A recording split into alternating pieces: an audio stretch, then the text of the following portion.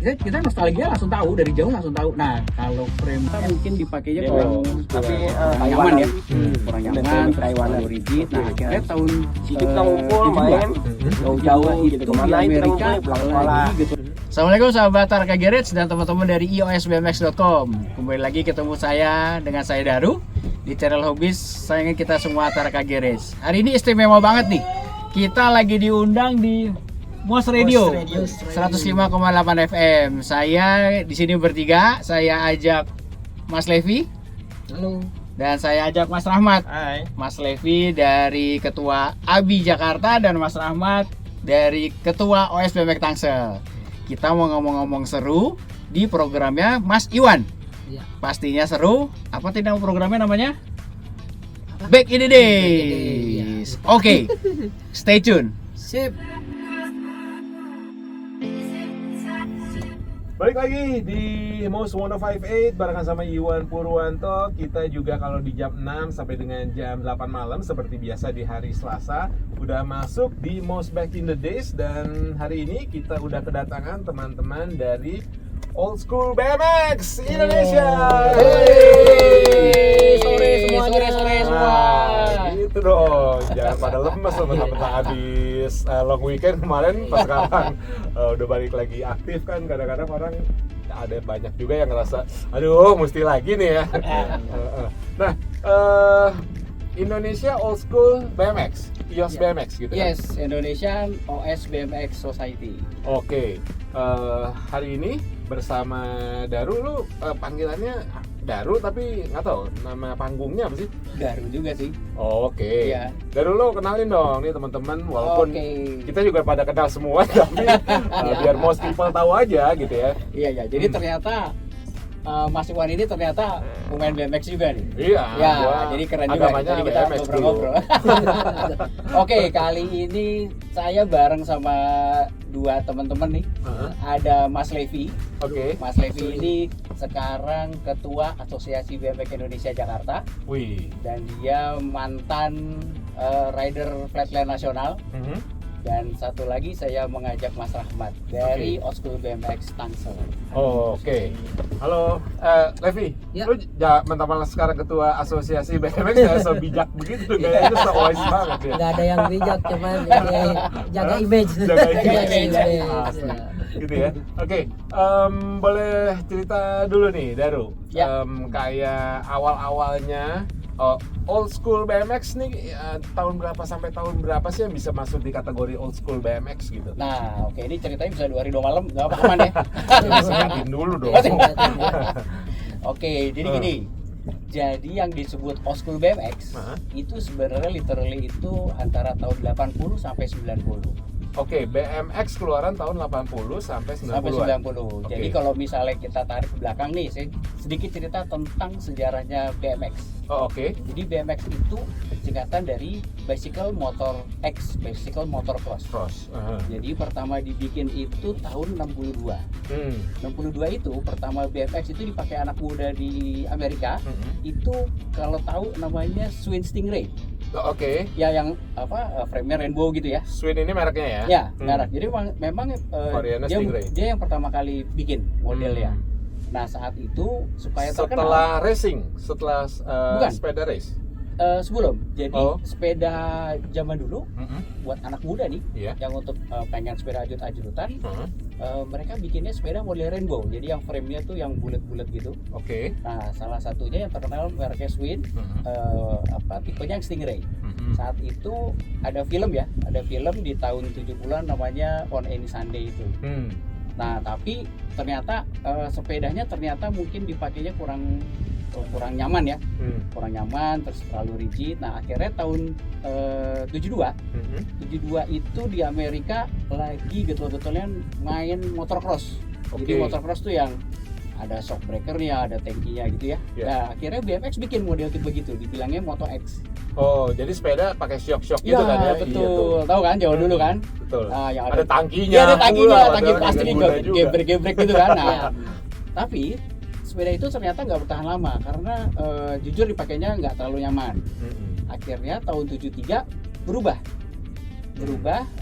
Modelnya adalah diamond frame. Yang bikin adalah pertama Mongols Motomac. Oke. Diamond frame itu jadi dibilangnya ada dua segitiga depan dan segitiga belakang.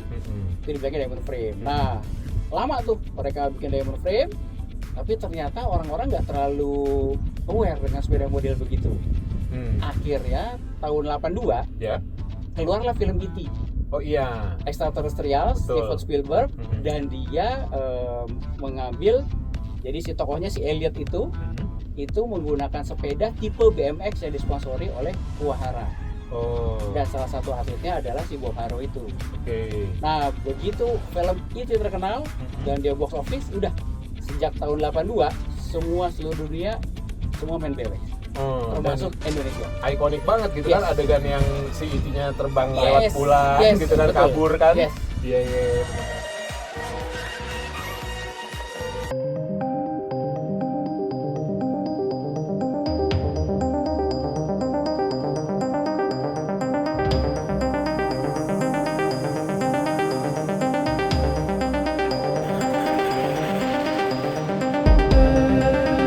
Kita akan lanjutin lagi buat most people yang mau ikutan nimbrung, ngobrol-ngobrol juga kalau dulu main BMX, atau mungkin sekarang kepikiran, wah lucu juga nih karena kan warnanya juga catchy ya, dan culture banget itu kan.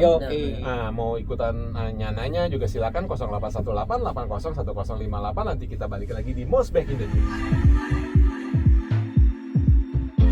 Lanjut balik lagi di Most Back in the Days barengan sama gue sebutnya EOS BMX aja kali gitu. EOS BMX. EOS BMX.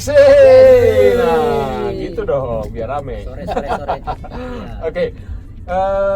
Setelah tadi keluar film E.T., akhirnya semua orang terinfluence sama BMX gitu kan. Semua orang pada main BMX. Kelanjutannya apa? Oke, jadi pada saat itu seluruh dunia ya, seluruh dunia main BMX, sampai anak kecil juga pokoknya kalau nggak naik BMX nggak keren. Dan saat itu Kuwahara naik banget kan? Belum. Oh belum? Kalau di Indonesia enggak. Kalau kita kita bicara Indonesia ya. Kalau di Indonesia enggak. Yang penting frame lu BMX, nggak peduli mereknya apa. Iya. Pokoknya intinya orang habis sunatan pengennya BMX. Benar juga loh. Iya benar. Itu BMX hadiahnya. Itu tahun 82 tuh. Nah, terus tahun 83 si Bob Haro, si rider yang di film E.T., itu ternyata dia jago freestyle. Dan dia akhirnya mendesain frame untuk freestyle. Dan ini dengan frame diamond juga? Frame diamond, tapi sama dia di modif. Bagian top-topnya dikasih double frame. Tujuannya supaya dia bisa nginjek. Kalau dia single frame kan jejak kaki susah ya. Tunggu, ini untuk most people yang kebayang top itu adalah batangan atas, yang batangan atas di atas. Ya, batangan atas. Batangan atas itu kalau untuk freestyle itu biasanya jadi dua tubing kecil. Tujuannya supaya kita bisa nginjek. Nah, tahun 83 si Bob Haro ini mendeklarasikan bahwa tahun 83 freestyle BMX is born. Jadi ya udah, jadi orang yang main BMX tuh udah enggak melulu main race aja. Jadi bukan BMX motocross lagi. Jadi ada BMX freestyle genrenya tahun 83. Nah, BMX freestyle saat itu yang lebih kayak ke flatland gitu kan? Sekarang dibilangnya flatland.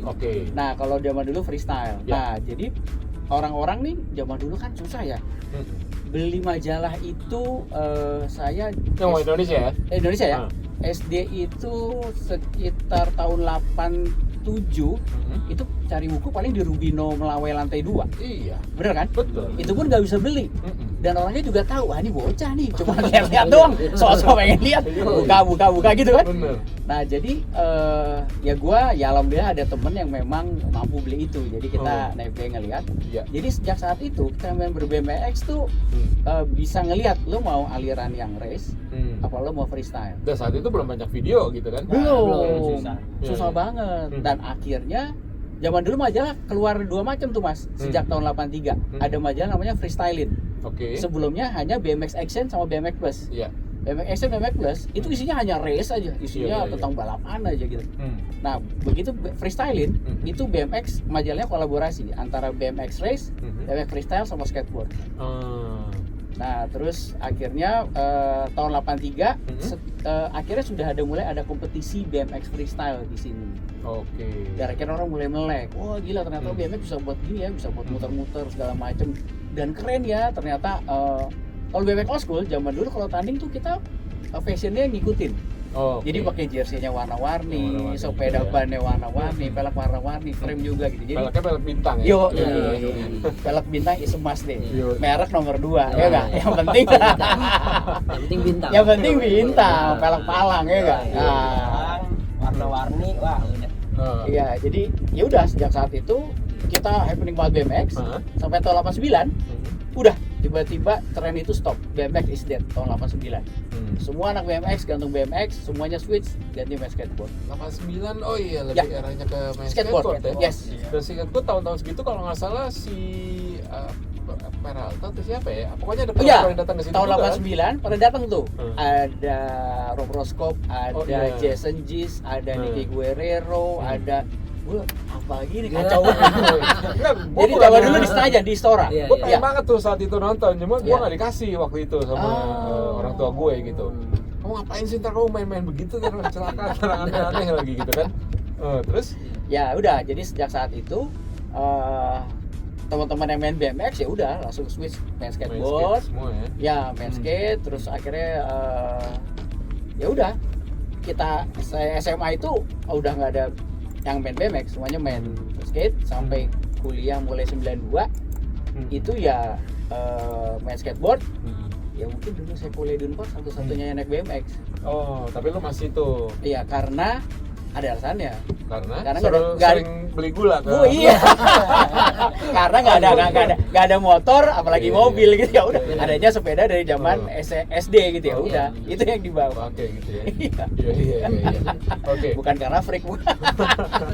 Nah, nanti sambil mungkin masih ada lagi beberapa sejarahnya, terus juga insight yang seru-seru lah yang nanti bisa lo share juga nih, Daru. Gue juga mau tanya sama Levi sama Rahmat juga gitu kan, bagaimana sih akhirnya lo kejebur di sini gitu kan. Tapi nanti aja dijawabnya, kita akan balik lagi nanti di Most Back in the News. Atau mungkin ada yang mau cari parts, atau ada yang kebayang lagi pengen gitu frame set seperti apa. Nah ini orang-orang tepat nih kalau misalnya mau ditanyain gitu. Dan bersama Yos BMX ini tadi kita udah dengerin cerita awal-awalnya. Kalau Anda mau ikutan ngobrol silakan 0818 80 1058 gitu ya. Nah kalau Levi lo awal-awal, karena tadi kan cerita CET kan 83an gitu kan. Nah gua nggak tahu deh, lo awal-awal ikutan terjun ke BMX ini lebih kapan tuh? Kalau saya sih lebih dari tahun 92 ya. SD ya, SD. Jadi dulu tuh ceritanya kalau di tutur ya gitu maksudnya. Itu pertama di BMX itu saya tuh ngeliat orang 17-an sebenarnya. 17-an ada lomba race. Balapan. Saya pengen banget tuh waktu itu karena pas SD ya senang. Nah udah gitu pas saya mau ikutan sepeda rusak, nangis gak bisa ikutan. Nah kebetulan deket rumah ada yang jago main freestyle. Gitu saya lihat, terus, wih jago banget, wih kok bisa loncat-loncat sepeda BMX itu kayak gitu. Dari situ saya ngikutin, gitu dari awalnya sih seperti itu aja sih. Saat itu udah langsung pengen ke freestyle-nya atau? Langsung pengen freestyle. Oh udah nggak mau lagi yang race balapan race-nya karena gitu? Kan waktu di yang namanya di Jakarta mana ada sih race. Ya tempatnya itu juga jadi kalau kemarin juga maksudnya waktu dulu itu race itu juga kan race di aspal. Iya karena itu nggak ada alasan. Di mana tuh Lab? Di Bandung apa di Jakarta? Oh di Jakarta. Sekitar tahun 92, 93 Yo, beda-beda. Kalau di aspal beda-beda tipis sama GP nanti. Iya. GP dong. Kalau lu Mat gitu juga? Kalau saya tahun 96 SD, teman-teman tuh emang pakai BMX semua. Walaupun udah masuk era-eranya mid ya, tapi kita tetap mainnya di OS. BMX. Old school. Tapi Taiwanan. BMX Taiwanan.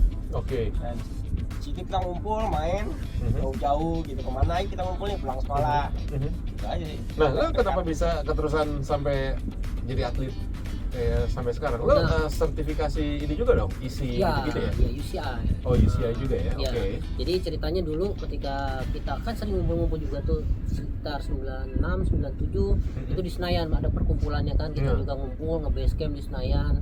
Itu di pintu 12 itu. Nah, kebetulan ada satu perusahaan besar dari sepeda ya kita sebutin nggak ya? Dari Wing Cycle ingin merekrut atlet. Oh. Ngerekrut, dia pengen punya tim nih, tim dari BMX-nya. Kebetulan juga dia buat syuting juga, ada syuting iklan. Tujuannya ke sana dan ingin membesarkan di BMX-nya ini. Gitu ya. Kebetulan juga bosnya senang sama BMX. Kayak gitu. Iya. Jadi ada perekrutan waktu saya masuk di SMA kelas 1 itu tahun 99. Mulai. Nah, itu juga alhamdulillah dari perusahaan itu ngebiayain uang sekolah. Ya, kita dapat uang saku per bulannya ada kayak gitu. Jadi ibaratnya kayak sponsor rider ya, gitu ya. Sponsor rider dan satu-satunya yang perusahaan sepeda yang hanya Wim Cycle saat itu kayak gitu yang support kita. Nah, untuk ada kejuaraan juga kita disupport gitu. Siap. Misalnya dapat juara 1 gitu, ada bonusnya juga. Benar-benar kayak atlet. Iya, sesungguhnya gitu ya. Gitu. Udah pro ya? Iya. Dan itu juga per tiap minggu kita latihan kayak di Senayan, kumpul semuanya. Karena ada targetnya juga dong. Iya, ada targetnya juga. Dan latihannya juga itu dibayar, beda lagi dengan bonus. Ya, jadi udah emang Wim Cycle dari jadi dulu. digaji gitu ya. Ya, gajinya beda, bonus dapat ketika juara juga beda gitu. Mau keluar kota juga kita difasilitasin. Ada mobil, ada hotel di sana kayak gitu. Jadi lu Mat, berarti main tahun 96-98 gitu ya. Kalau lu targetnya selain dapet cewek-cewek apa lagi? Iya. Kalau kita sih sebenarnya kumpul bareng teman aja sih. Kumpul pakai BMX, yang suka BMX kita kumpulin. Nah, sampai sekarang kita bangun SBMX Tangsel komunitas. Gitu. Yang teman-teman lama ketemu lagi, seru-seruan lagi, bangun BMX lagi. Selain sebelum kita masuk ke komunitasnya, mungkin boleh diceritain juga deh Daru, kalau misalnya kan ini sepeda tahun 80-an sampai 90-an gitu ya. Sementara R&D atau Research and Development-nya orang sepeda itu kan jalan berkembang, terus, berkembang gitu ya. Kalau boleh jujur, gimana sih sebenarnya enaknya atau apa sih yang dicari gitu kalau misalnya orang ngebangun old school BMX gitu yang tahun 80-an, 90-an, terus juga bedanya seperti apa, macam-macamnya seperti apa. Nanti aja dijawabnya, nanti kita balik lagi. Udah mau ngegas nih. Tenang, jangan ngegas aja gitu ya. Siap. Balik lagi di Most Back Indonesia.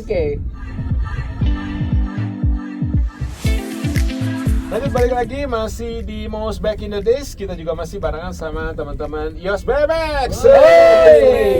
Semangat. Kalau tadi Daru lu belum jawab. Kalau misalnya BMX ini kan tahun dulu gitu. Teknologinya juga tahun dulu, hitung-hitungan geometri tahun dulu gitu. Sebenarnya gimana sih, apa yang dicari sih sama orang-orang sekarang bangun lagi old school BMX kayak zaman dulu punya? Sebenarnya di dunia BMX, khususnya di old school, biasanya kita mayoritas buat nostalgia. Jadi kalau orang nostalgia, feel-nya pasti dapat banget. Karena dia benar-benar back in the days nih. Back in the days. Jadi kalau zaman dulu, tadi ya setelah tahun 83 itu kan keluar BMX model freestyle. Jadi hampir semua pabrikan sepeda itu bikin 2 jenis. Mulai dari BMX race sama BMX freestyle. Semuanya bikin, mulai Kuahara bikin yang race sama freestyle. Terus Haro, keluarin GT, semua ngeluarin. Nah, jadi kita tinggal milih. Dan kalau old school, memang geometrinya dia lebih tinggi-tinggi, cuman lebih colorful. Dan jadi kalau orang-orang yang nostalgia pasti begitu dia naik, seolah-olah gila, gue kayak balik lagi ke zaman itu ya, zaman SMP, zaman SD gitu kan. Nah, jadi feel-nya itu yang dapat. Kalau misalnya kemarin gitu saya nyobain sepedanya Heru Anwari gitu ya, Pro Flatlander Indonesia. Wah, udah ringan banget, forket titanium, enak gitu ya. Tapi bentuknya nggak kayak yang old school kan? Betul. Gitu ya. Jadi kalau old school, yang khususnya yang freestyle ya, zaman dulu itu setiap pabrikan dia detailingnya beda. Pasti beda. Jadi contohnya? Haro sama GT. Haro ngeluarin tipe FST, ngeluarin tipe Haro Master. Itu 2 frame itu sangat terkenal dan dua-duanya detailnya beda. FSC itu freestyle street trick. Kalau Haro Master itu yang pertama kali turunannya dari freestyler yang dibikin sama Bokaro. Tahun 83 itu dua-duanya kalau orang awam melihatnya mirip, tapi kalau yang orang bener-bener suka sama old school beda. udah tahu bedanya gitu Tahu ya. bedanya ya, GT. Bedanya tuh lebih di bahannya kah atau mungkin ada gasetnya, las-lasannya gitu. Yes, biasanya detailingnya di gaset sama di Oh. bentuk di bagian batangan atas. Oh. Iya, Kalau iya. yang FST dia nyabang dari 1 jadi 2. Dua. Kalau yang Hero Master atau Freestyler 1. dari depan tuh udah langsung 2 sampai ke Oh, belakang. gitu. Iya. Oh. Red Line juga dari depan ke belakang langsung 2. Ciri khas. Kuahara juga gitu. Iya. Kuahara ya pokoknya jadi biasanya detailingnya mulai dari batangan atas, batangan bawah sampai di drop out, sampai di gaset-gaset las-lasan gitu lah. Jadi kita nostalgia langsung tahu, dari jauh langsung tahu. Nah, kalau frame yang mid school atau yang Mid school ini sekitar tahun berapa sampai berapa? mid school nih, kalau misal ini masih perdebatan ya. Oh. Karena kalau misalnya kita bicara parts yang namanya old school itu bisa kelihatan dari model stem. Oh ya. Kalau old school stemnya itu masih menggunakan jangkar atau baut. Oh. Jadi forknya pakai drat. Iya. Nah, kalau udah mid dia stemnya mulai model jepit.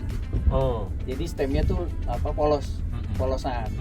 Nah, Jepit sama stemnya ya. iya, jadi tahun 99 sampai tahun 93 bahkan 94 95 beberapa produsen BMX yang freestyle itu masih menggunakan fork drat. Oh. Jadi stemnya masih pakai stem jangkar. Itu juga kita masih termasuk kategori di old school. Nah, kalau udah frame mid school, ciri-cirinya di bagian batangan bawah biasanya tubingnya gede-gede, gendut-gendut, terus berat gitu ya. Iya.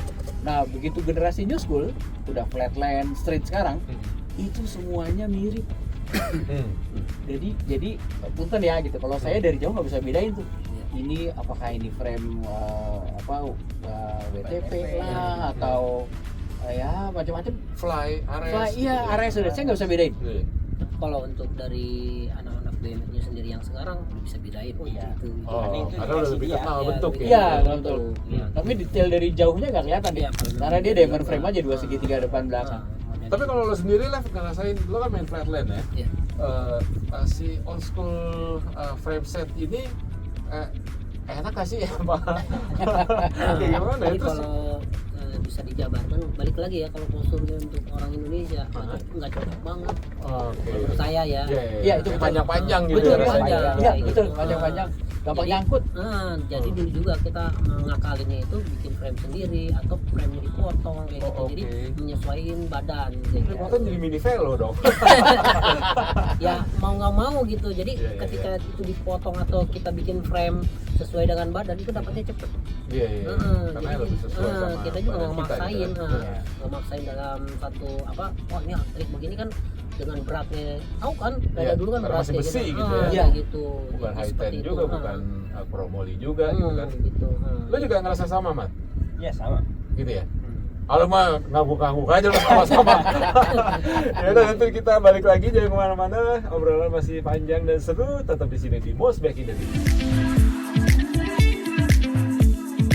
Lanjut lagi, masih di Most Back in the Days. Kita juga masih bareng sama ada Daru, ada Rahmat, ada Levi juga. Mereka adalah Yos BMX. Hey!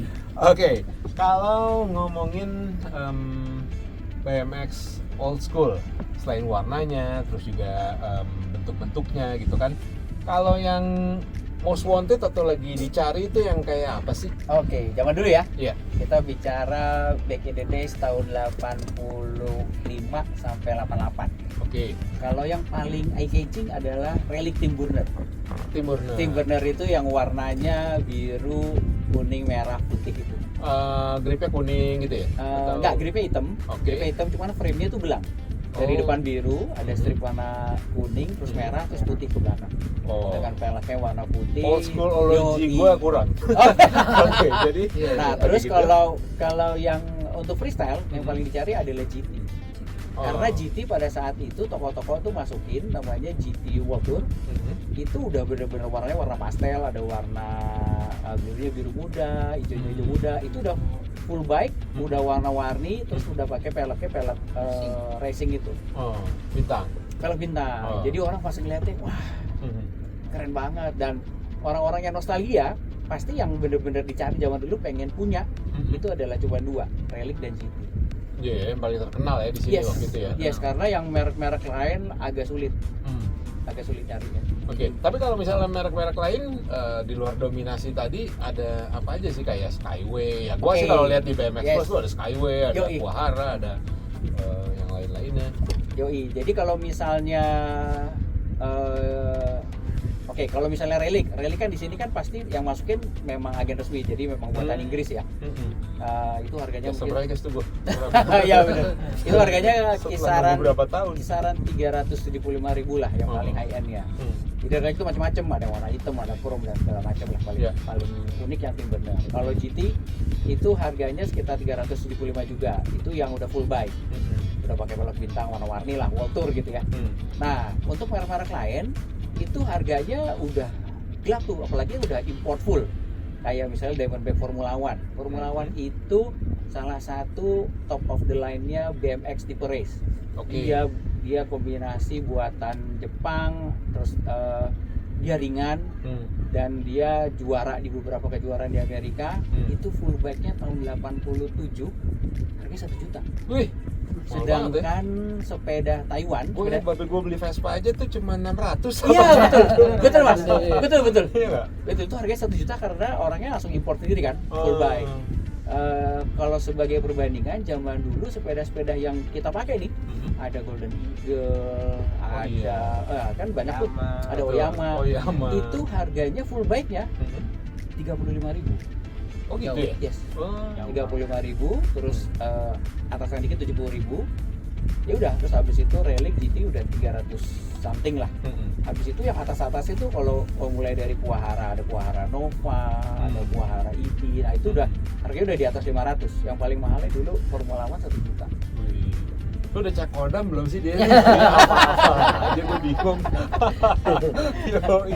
Nah, kalau lu dulu punya jadi gini nih most people, kayak si Daru nih yang lebih ngelotok old school, kalau si Levi ini udah masuknya mid school tapi dia antusias lah ya gitu ke old school gitu, termasuk sama kayak Rahmat gitu.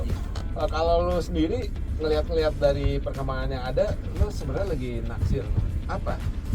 Karena sepeda sebenarnya ya kalau old school ya, dari awal punya sepeda old school tuh World Tour.